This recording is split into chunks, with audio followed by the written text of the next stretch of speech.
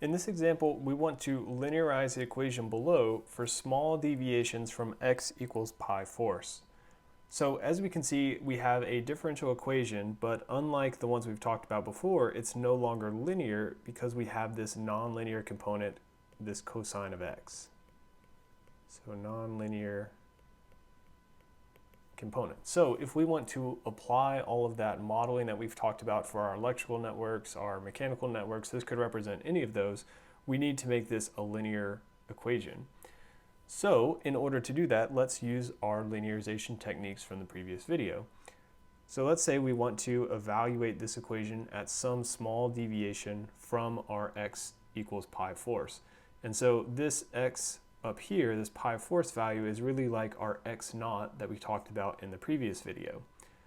So let's evaluate the above equation at x equals some delta x plus that x naught, which is our pi fourths. So we're going some small value away from pi fourths. So that's a small deviation at delta x. And so notice we could rearrange this and we could say that the delta x, this small value, is equal to x minus x naught, where again this x naught is equal to pi fourths. So that's going to come in a little later when I relate something back to our previous video.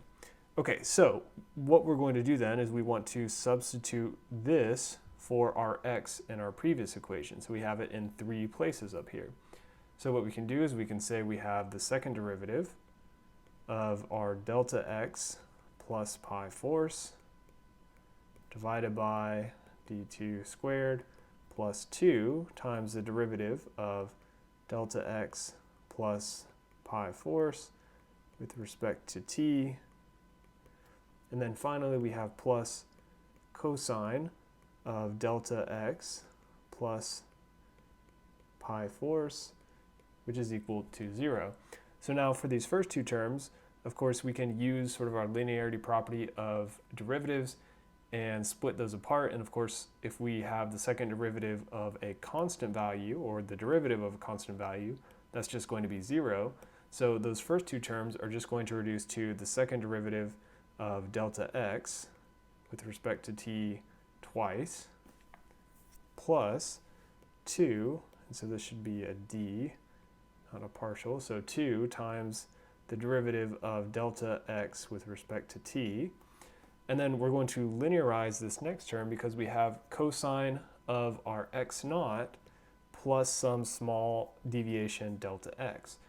So here's where we're going to use that Taylor series approximation. So we said it's the value of our function at x naught, so cosine at pi fourths, plus the derivative of that function, so derivative of cosine of x with respect to x evaluated at our x naught, which is pi fourths.